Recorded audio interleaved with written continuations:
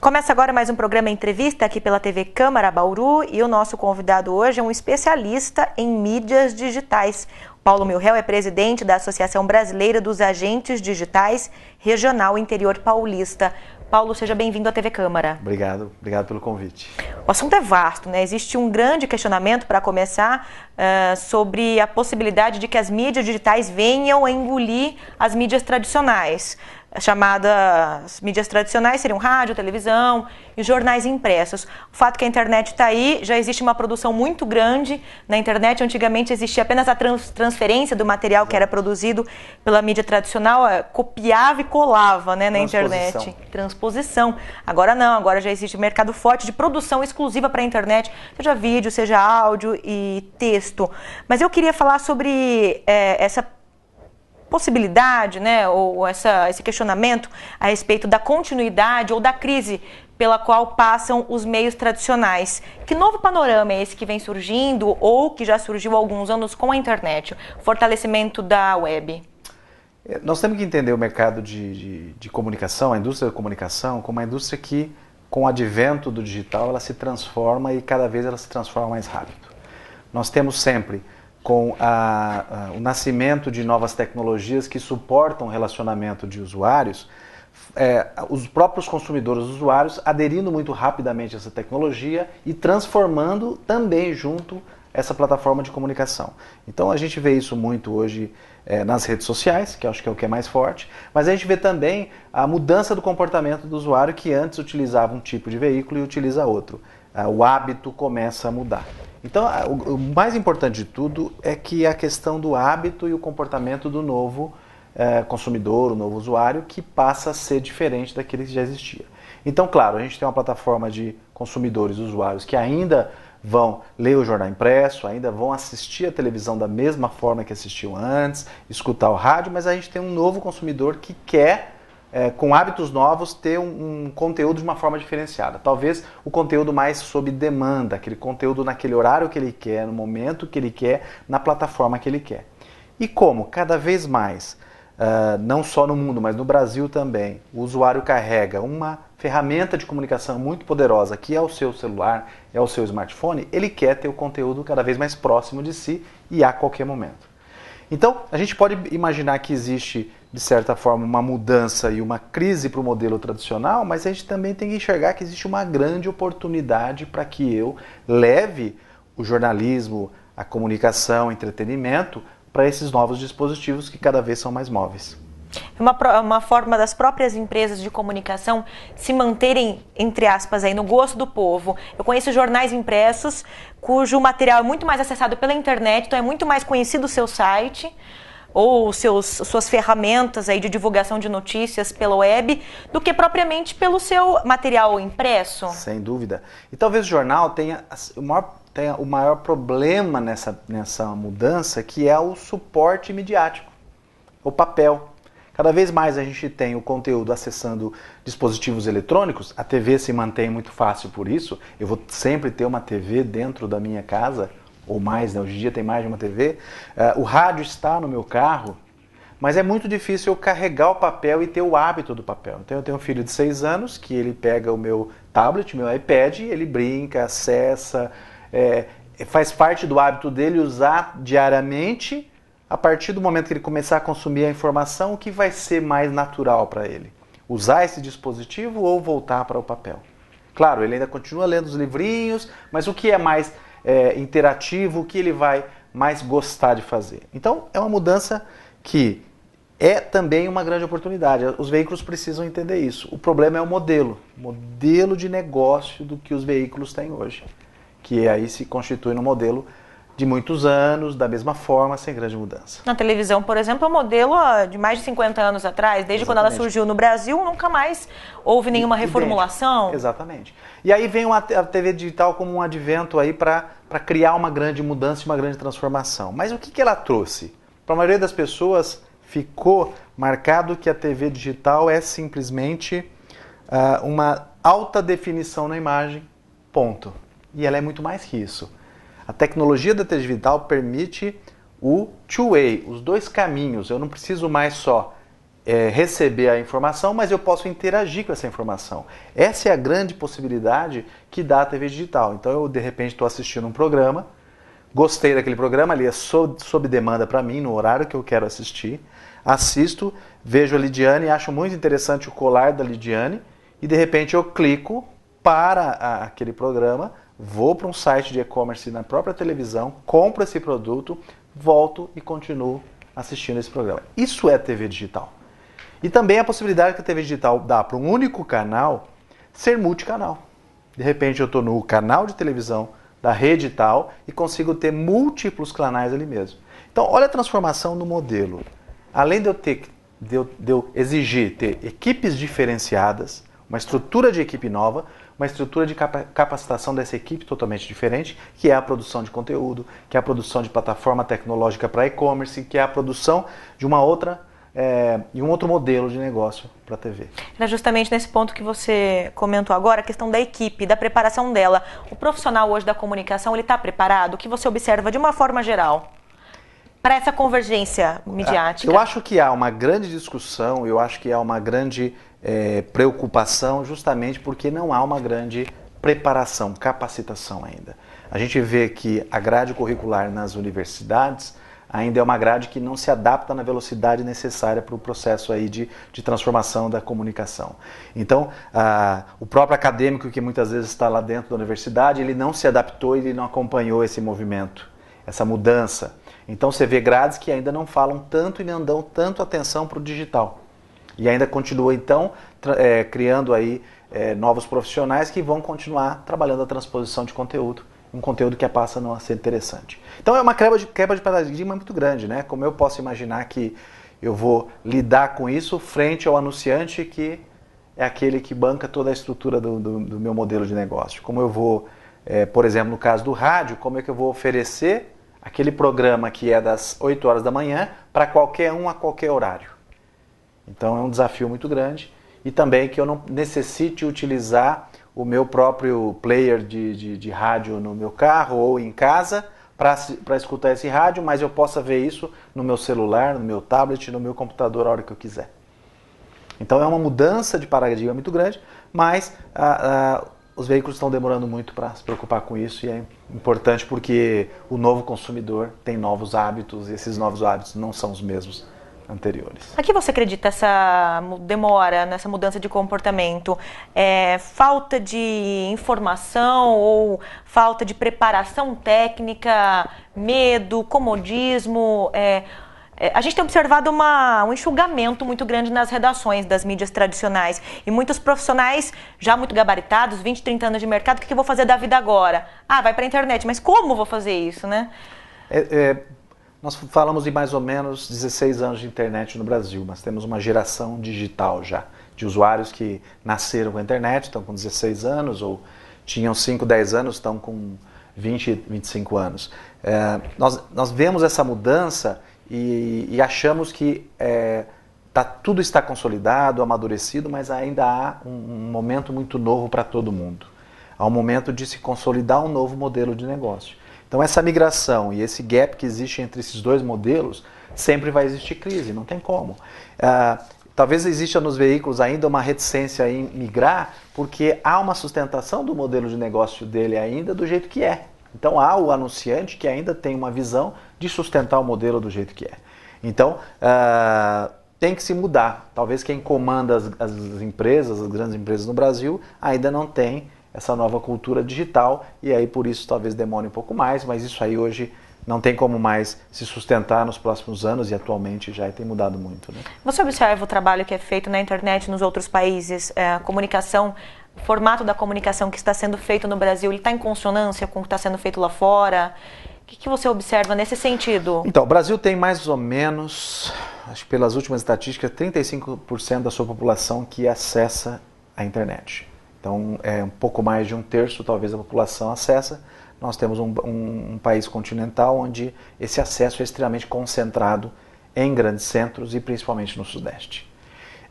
O nosso país tem algumas características muito próprias da população, da sociedade em si, com as suas organizações. Então essa estrutura brasileira e esse jeito de ser brasileiro, ele traz para o Brasil um modelo diferente do que existe fora do país. Eu pergunto para você, Paulo, porque a gente vê, por exemplo, um jornal como a Folha de São Paulo, que tem lá o seu site, tem lá o seu portal, restringindo o acesso dos assinantes. Você assina o jornal, então você tem acesso ao conteúdo da internet. Você não assina, você não tem acesso. Enquanto nos demais países, Estados Unidos, por exemplo, o movimento está muito mais avançado, né? E aí no Brasil a gente tem essas restrições que me parecem já descabidas, né? Exato. É justamente a questão do modelo que eles precisam ainda testar e reconstruir. Criar um novo modelo, reconstruir o modelo que existe. Então, há outros países que ainda cobram por conteúdo, até o próprio Estados Unidos tem alguns sites que cobram conteúdo, mas é uma estratégia diferente, é um modelo diferente. O brasileiro, ele gosta muito de redes sociais. O brasileiro, ele adota muito rapidamente as redes sociais. E ele, então, é impactado pela mensagem muito forte das redes sociais. Isso nem sempre é bom, porque a gente vê que nas redes sociais acaba tendo muita informação desconexa, sem sentido, em momentos errados, o vídeo resgatado há 2 anos que se coloca agora num contexto que não existe mais, e faz com que, se eu não tenho a informação de uma forma mais estruturada, pelo próprio jornalismo, pelas próprias estruturas de comunicação, em modelos que atendam ao meu consumidor, automaticamente ele vai aceitar muito mais informação que está disponível por qualquer usuário, sem contestação dentro das redes sociais. Então a gente acaba gerando também um problema maior para isso, porque a gente não tem, então, onde obter informações melhores, de maior qualidade ou mais dinâmicas e rápidas, como nos próprios veículos. É interessante isso que você fala, porque a gente tem os defensores e aqueles contrários às redes sociais. Então, os que são contrários à alienação, só fica aí no Facebook, fica batendo papo, colocando foto, e aí a outra galera que é um pouco mais avançada, que já pensa, não, o Facebook também troca de informação, a gente pode fazer um network pelo Facebook, conhecer pessoas, né? Eu tenho uma frase... Você é de qual ala? Então, eu tenho uma frase para simplificar isso. O Facebook ou as redes sociais são o reflexo da sociedade. Sim. É o total reflexo da sociedade que está ali. Qual é o grande problema? As redes sociais, iniciando ali pelo Orkut em 2004, ela potencializou a comunicação. Quando ela potencializa a comunicação, aquela informação que eu tinha restrita a uma mesa de bar, a uma roda de família, a uma sala de aula, ela faz com que aquela mesma informação, aquele mesmo comentário, aquela mesma crítica se propague numa velocidade muito grande dentro da própria rede de comunicação internet. Como eu tenho uma ferramenta poderosíssima na minha mão e eu não tenho o preparo e a educação para que eu possa compreender como utilizar, eu passo a ter então um problema que afeta todo brasileiro, toda a família, e agora afeta o governo. Qual é o grande problema? O problema é a educação.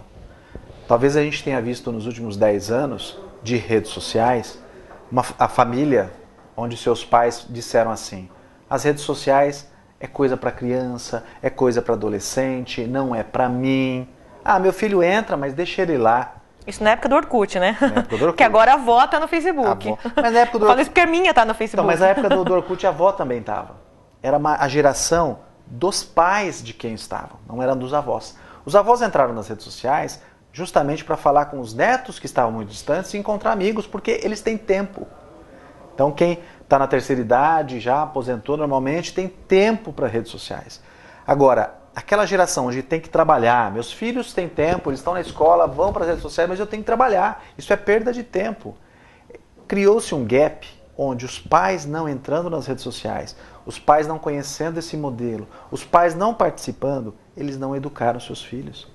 Então a gente tem uma geração que cresceu nesses 10 anos em redes sociais deseducada, sem a educação, sem a base para você se relacionar e entender que continua sendo importante a privacidade. Aquilo que você fala nas redes sociais também pode ser prejudicial e você pode cometer um crime. Tem validade jurídica, inclusive, Tem validade jurídica. Aquele conteúdo que você posta nas redes sociais, ele vai ser replicado e você não sabe como ele vai ser utilizado. Como é que a sua foto vai ser utilizada.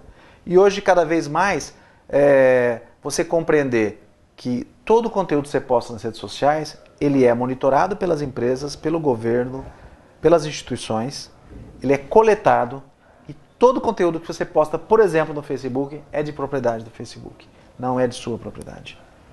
Então, nós não tivemos essa educação. E aí cada vez mais pessoas entram nas redes sociais, mais de 70 milhões de Facebook já no Brasil, e fazendo o que a gente vê atrocidades, por exemplo, nesse momento de grandes protestos e manifestações, onde a rede social é utilizada para isso. Antes de falar dos protestos, eu quero entrar nesse assunto daqui a pouquinho, mas o que significa, você falou do conteúdo que é produzido pelos usuários, mas é de posse, de propriedade do Facebook. O que significa quando um usuário deseja excluir sua conta e ele não consegue fazer isso em definitivo, a conta fica meio que hibernando? O que significa isso? Significa que todo o histórico de comportamento seu, que é o que mais interessa para o Facebook não está preocupado em usar o conteúdo contra você. Ele está preocupado em ter o conteúdo do seu comportamento para usar como um negócio para ele. Atingiu aí 1 bilhão de anunciantes agora, nessa última semana. O que é muito importante no Facebook? Compreender quem se relaciona nas redes sociais, quem é esse mercado, para vender isso como publicidade. Ponto. Quando você exclui, você não quer mais aquele perfil, ele continua guardando todo o seu conteúdo. Não fica disponível, é como você não tivesse a conta, mas o conteúdo está disponível para ele sim. E em algum momento, se de repente, vamos pensar numa teoria da conspiração, o governo exigir que o Facebook entregue e conseguir que ele te entregue conteúdo, ele tem todas as informações sobre você, inclusive as privadas. Coisa. Agora falando sobre essa questão dos protestos, eles acabaram nascendo de certa forma na internet, se fortaleceram pelas redes sociais, especialmente pelo Facebook. Começou como um movimento pequeno, até tímido em São Paulo, contra o reajuste nas tarifas do transporte coletivo, e acabou virando um movimento nacional, eclodindo até em cidades de pequeno porte. Eu soube de um protesto grande que houve numa cidade chamada Ji-Paraná, em Rondônia. Quer dizer, começou, muito amplo, muito vasto. Como você explicaria a rapidez desse... Existe assim também, dentro desse movimento, fases, dentro do ápice, talvez, desse movimento, foi entre o dia 17 e 24, onde houve o ápice do movimento, e mesmo nesses 7 dias que, de certa forma, impactaram aí todo o mundo político brasileiro, a gente percebe que o movimento migrou de um tema para outro tema durante todos esses 7 dias. Então surgiu como os 20 centavos, começou a falar sobre segurança, depois sobre Dilma Rousseff, depois pedindo o impeachment da Dilma, depois voltando novamente para os 20 centavos. Então ele migrou bastante, ele ampliou muito a discussão. Mas percebe-se, se o Facebook é efetivamente uma ferramenta que 70 milhões de brasileiros estão lá, que representa então mais ou menos os brasileiros, aí 30% da população brasileira, quase a totalidade que está na internet está no Facebook, você percebe que é um reflexo dessa parcela da sociedade que não representa efetivamente toda a sociedade. Talvez a gente tenha muito mais, como se discutiu, uma classe social que tem mais acesso à internet do que efetivamente a classe social que ganha Bolsa Família. Então a discussão Esses protestos, eles tiveram um caráter de classe média mesmo, Sim, classe média. Classe média e classe B, Sim. Até não é a nova classe média, essa mais falada, que nós temos 100 milhões de brasileiros que são dessa nova classe média. Talvez seja uma classe média daquela antiga para B. Sim. Então esse movimento, ele se sustentou em 7 dias aí através de um fôlego que a própria internet foi construindo, mudando o modelo de discussão e o tipo de discussão que era dado. Que inicialmente foi rechaçado pelas mídias tradicionais, pelos Exatamente. jornais, pelas... Tiveram que voltar atrás. Pelas redes jornalistas de TV. Tiveram que voltar atrás. Tiveram. Então, um pouco independente até mesmo das mídias tradicionais, Sem jornais, dúvida. até os grandes portais, Exatamente. Exatamente. Primeiro foram chamados de vândalos, e depois, não, são manifestantes, realmente eles têm direito de fazer isso. Agora, percebe, o Facebook ele passou a ser importante porque ele é uma ferramenta que potencializa a comunicação. O Facebook é uma ferramenta de comunicação que ela é tratada em qualquer tipo de ambiente hoje. Então eu escuto muito, eu vou no caixa do supermercado, o empacotador com a caixa falando sobre o Face. Eu desço no aeroporto de Congonhas, eu escuto o pessoal lá da segurança, da limpeza, falando sobre o Face. Então ele está permeado em toda a sociedade de alguma forma, ele te dá acesso cada vez maior através de dispositivos móveis, porque o acesso à internet, por pior que seja no Brasil, ele de alguma forma aumentou em toda a sociedade, porque ficou de certa forma mais barato, eu acesso de forma mais parcelada, com valor menor diário. Então, eu passo a ter uma ferramenta muito poderosa. Então, eu estou indo para uma manifestação, eu tenho meu smartphone, meu dispositivo móvel. O smartphone é um que eu compro por R$300, R$250. Eu tenho acesso à internet, eu tenho acesso ao que está acontecendo no movimento. Então, a minha comunicação se potencializa e eu consigo, então, gerar todo esse movimento.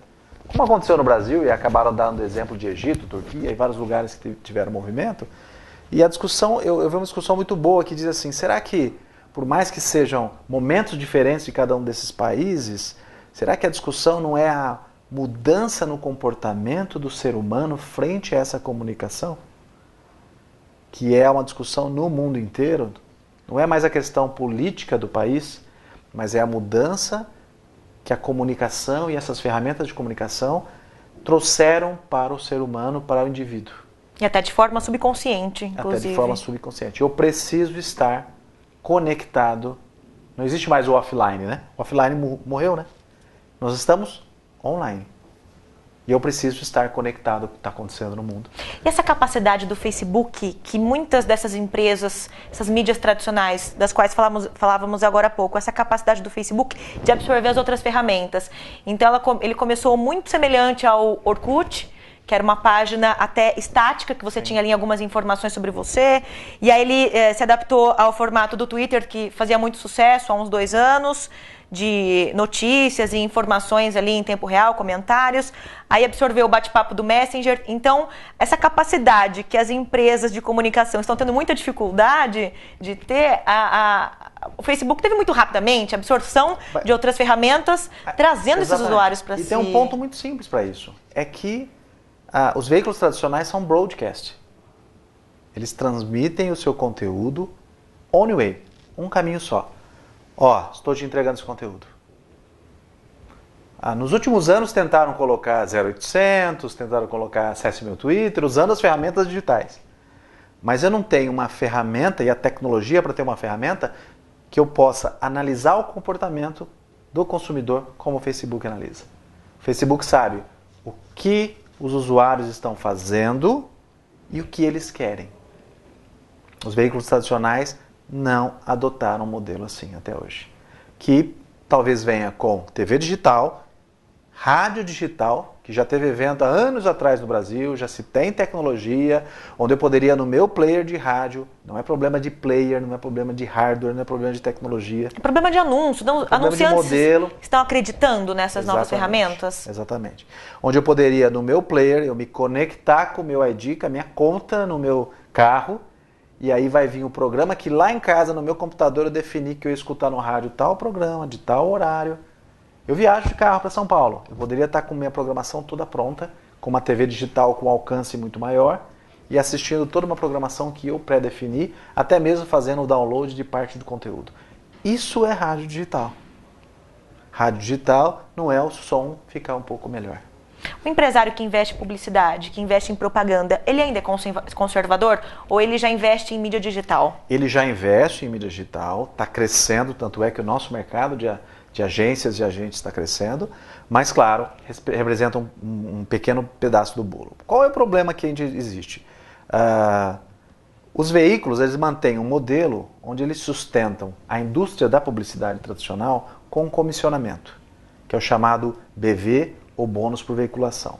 A partir do momento que você sustenta aquele que faz todo o planejamento de mídia com comissão, e a mídia digital normalmente não paga comissão, você sustenta um modelo que você tem uma cadeia de publicitários e agências de publicidade que vão querer manter esse modelo, porque a sustentação no Brasil dessas agências de publicidade chega a 70%, 80%, 90% do seu faturamento é comissionamento.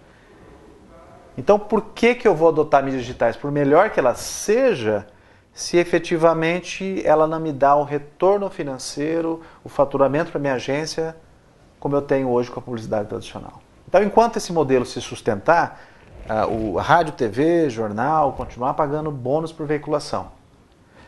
os agentes da publicidade continuarem se sustentando por isso e não pela criação. E também aqueles que estão por trás de anunciar, os que comandam as empresas também não mudarem essa mentalidade, a gente vai ter aí um problema que vai surgir e vai criar. De quem é o maior problema? Talvez seja dos veículos e das agências. Porque o anunciante, ele migra. Sim. Rapidamente ele para de contratar esse, contrata aquele e ele muda. Paulo, que análise você faz do jornalismo cidadão? Ele tem credibilidade? Até que medida ele tem credibilidade? Então, você sabe que foi tese de uma monografia minha, o Jornalismo Cidadão, anos atrás, e na época, foi uma época que se falou bastante sobre isso, 2006 mais ou menos, e ele tem uma importância muito grande, só que ele também tem a questão da estrutura e do modelo, né? Muito se falou que o jornalismo cidadão vem para que uma pessoa comum, sem nenhuma experiência, sem nenhuma análise, poste qualquer conteúdo e possa influenciar. Mas eu sempre enxerguei de uma forma diferente. A questão do jornalismo cidadão não é o cidadão se tornar um jornalista, mas efetivamente o cidadão se tornar apoio do processo jornalístico. Você tem uma capilaridade muito grande quando você consegue utilizar de todo o potencial do próprio cidadão para que ele possa contribuir com o jornalismo. Na prática, Dona Maria viu um acidente e uma pessoa morreu nesse acidente. Ela tira uma foto e coloca no Facebook. Ela está pautando as mídias. Ela está, de uma forma, pautando a mídia, mas ela poderia estar suportada pela própria mídia, participando com ela disso. E, Dona Maria, poste aqui no nosso veículo para que a gente possa te oferecer. Poste na minha fanpage. Que é aquele canalzinho que o pessoal chama de Você Repórter, em muitos portais. Você Repórter, exatamente isso. Porque ela passa cada vez... Dê o crédito para Dona Maria, faça ela participar. Então é esse modelo que acabou principalmente nos últimos 5, 6 anos, não se construindo, e eu não sei o caminho que isso vai ter ainda. Mas eu acho que é importante. O cidadão tem hoje uma filmadora na mão, tem uma câmera digital poderosa na mão, e tem a internet cada vez mais fácil, então ele poderia, de certa forma, contribuir bastante. É interessante, você falou desses dispositivos que têm muito fácil acesso à população hoje. A produção para a internet, existe uma produção que ela é individual e alguns ícones que acabaram nascendo da internet. Por exemplo, o Justin Bieber, aquele cantor ali que faz muito sucesso com os adolescentes, ele surgiu de alguns vídeos na internet. Começou postando na internet e acabou virando uma celebridade aí mundial. Mas existe uma negação também dessa migração da internet para as mídias tradicionais. Existe um grupo de humor que chama Porta dos Fundos, vem fazendo bastante sucesso exclusivamente na internet, e eles publicaram um vídeo há alguns dias rechaçando a possibilidade de vir a fazer essa migração. Então, existia um caminho que ele era muito estável e que ele era praticamente obrigatório. O cara fazia sucesso em outra emissora, fazia sucesso na internet, ia para a Rede Globo. Sim. E eles rechaçando a possibilidade, rechaçando isso, né? Que não queremos ir para o Zorra Total, a gente quer ficar aqui, nosso lugar é na internet, a gente quer essa flexibilidade, quer essa liberdade, não é? Como você analisaria essa produção que é feita para a internet hoje, nesse momento, diferente do que foi no começo da internet? Você percebe, tanto com Porta dos Fundos como outros, que você tem cada vez mais na internet nichos de interesse para esses conteúdos. Eu não preciso mais estar num canal de televisão maior do Brasil, que é líder, ou no segundo, para ter a audiência que eu gostaria de ter. Porque eu tenho aí pelo menos 80 milhões de pessoas brasileiros dentro da internet. Se eu tenho 70, 80 milhões de brasileiros dentro da internet, eles podem ser o meu canal. Quais ferramentas que eu tenho para fazer isso? Por exemplo, eu tenho o YouTube. Quanto me custa o YouTube para eu começar a postar meus vídeos? 0. Então a produção de um canal de comunicação tendeu a 0. Como é que eu posso produzir o meu vídeo? Eu posso estar numa sala reservada, colocar um tripézinho e o meu smartphone que grava em HD. Então, cada vez mais tendendo a 0 o custo de produção. Qual é a minha capacidade de eu atrair as pessoas para que elas passem a ser fiéis ao meu canal? O conteúdo ser extremamente relevante para essas pessoas. As pessoas não querem mais o mesmo conteúdo. Cada vez mais as pessoas querem conteúdos diferentes. Eu lembro na minha época, da minha geração, que a nossa turminha tinha a mesma banda. Todo mundo escutava a mesma banda, era a mesma banda, era o U2, era o Legião Urbana. Pergunta para os jovens hoje, numa salinha de 20, quais são as bandas preferidas deles.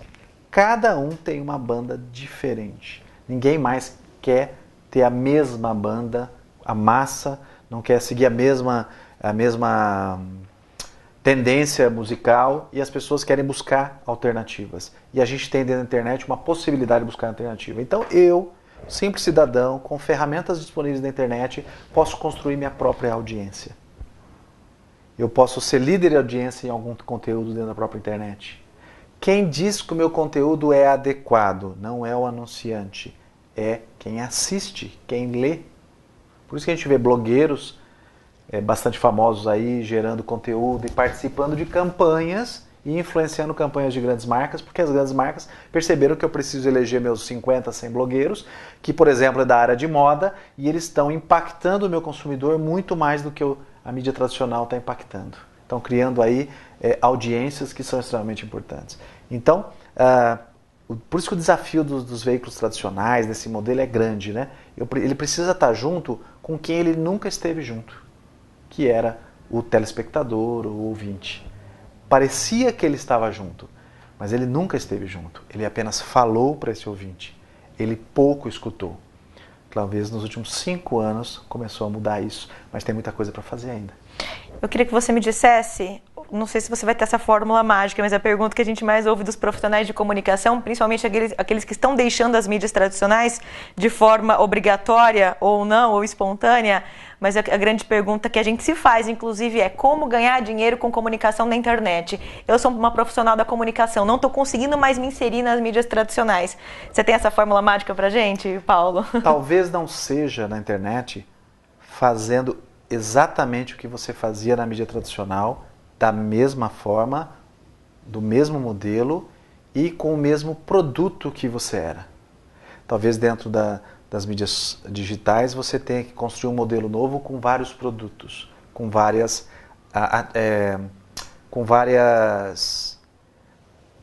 ações diferentes. Então você, às vezes na internet você tem que escrever, você tem que produzir vídeo, você tem que se expor e participar de entrevistas online. Eu tenho participado muito de entrevistas online. Semana passada com o Rio de Janeiro, outro dia um canal via Hangout, que é um canal disponível para o Brasil inteiro. Então cada vez mais você tem a possibilidade na internet de se expor, de gerar visibilidade e de criar oportunidades. As oportunidades são outras. E aí a produção de um conteúdo que seja extremamente relevante, você possa construir esse conteúdo para que ele seja comprado por outras pessoas. Então muda-se um pouco o modelo. Muda-se um pouco o modelo. Talvez exista uma crise que é justamente onde você tem que enxergar oportunidades. Existe uma crise, provavelmente tem oportunidades, alguns estão observando essa oportunidade e conseguindo. E no âmbito local? A gente falou sobre essa comunicação na internet de uma forma geral, mas eu queria que você fizesse uma análise, você que é presidente da Associação Brasileira dos Agentes Digitais aqui, especialmente no interior paulista, e eu sei que você fundou agora a Viking Network, que é uma empresa, tem a ver um pouquinho com tudo que a gente está falando, mas como que é o panorama, o cenário aqui da comunicação em Bauru? Pela entidade, pela ABRAD, a gente tem visitado aí algumas cidades do interior que a gente montou. A gente pretende até o final do ano estar constituindo 10 capítulos regionais, a gente tem 7 em todo o interior. Então a gente vai até o Vale do Paraíba, em São José dos Campos, a gente pega Ribeirão Preto, a gente pega Ourinhos, São José do Rio Preto, Sorocaba, Presidente Prudente, Santos, da Baixada Santista. E eu tenho visitado com eventos que a gente faz essas cidades e percebo que o interior paulista, que depois de São Paulo é um dos mercados mais importantes do Brasil, ele tem características dentro do próprio interior diferentes. Eu tive recentemente em Araçatuba e você vê que os veículos, as empresas, as organizações são também diferentes daqui de Bauru, como agora nós vamos estar em Campinas, ali bem mais próximo de São Paulo, no dia 13 agora de julho, também eu vou encontrar um cenário ali, eu já tive bastante lá palestrando, inclusive, é diferente. Agora, o que acontece? Há uma reticência maior do próprio veículo, do empresário do veículo e do próprio anunciante, claro, dentro desse modelo da indústria que foi construído, eu comentei, em quebrar os paradigmas de que eu posso, sim, no meu interior, uma cidade como Bauru, na região de Bauru, construir um modelo de comunicação utilizando as mídias digitais, não deixando as tradicionais. A grande questão é eu saber diluir o meu investimento em mais mídias. Por isso também o desafio do profissional de marketing de comunicação para conseguir estruturar um trabalho desse tipo. Ele não precisa mais agora só fazer um comercial de TV, um anúncio de jornal ou um spot de rádio. Ele tem que fazer tudo isso, mas trabalhar mídias sociais diariamente com conteúdo, colocar banners na internet, construir um site, construir um blog e postar conteúdo, mandar e-mail marketing. Então o desafio passou a ser maior. Então a gente vê o que no interior? Que existe uma velocidade menor. Então a distância que a gente pode falar que existe dos grandes centros evoluindo nisso é que a velocidade e o aculturamento para esse processo é um pouco mais lento. Então é missão nossa na entidade justamente tentar levar mais essa discussão em pauta para que as pessoas abram um pouco a mente e enxerguem. Nós não estamos tirando a mídia tradicional, o veículo tradicional do processo de comunicação, mas nós estamos mostrando que existe também outros formatos que são necessários até para eu sustentar os outros veículos. Eu não deixo de fazer uma rádio porque eu faço a mídia digital, mas eu tenho que saber fazer essa cross-mídia, eu tenho que fazer essa venda entre todos esses veículos ao mesmo tempo. Então, esse desafio maior. Quem é esse profissional para assumir esse desafio no interior? Para que ele possa não só enxergar os veículos tradicionais, mas os digitais. Porque o novo, ele quer enxergar muito digital e não enxerga o tradicional. Sim. O antigo enxerga muito tradicional e não consegue enxergar o digital. Quem é esse profissional que a gente precisa ter capacitado para poder entregar uma solução de comunicação mais ampla? Então esse é o desafio talvez que a gente tem aqui. O aculturamento vem de forma mais lenta. Esses são alguns dos questionamentos que os profissionais da comunicação, os empresários da comunicação estão se fazendo. Tentamos responder algumas dessas perguntas aqui com o especialista em mídias digitais, o Paulo Milhel, que também é presidente da Associação Brasileira dos Agentes Digitais Regional Interior Paulista. Paulo, muito obrigada pela presença. Eu que agradeço. Obrigado por ter aceito o convite aí pelos esclarecimentos. Eu te agradeço, obrigado. E esse assunto não se esgota, não. A gente continua tratando sobre mídias digitais, internet, falando sobre os protestos e outros assuntos pertinentes aqui. A TV Câmara, como uma emissora pública para a discussão dos assuntos importantes à cidade e ao bauruense. Obrigada pela sua sintonia e até a próxima.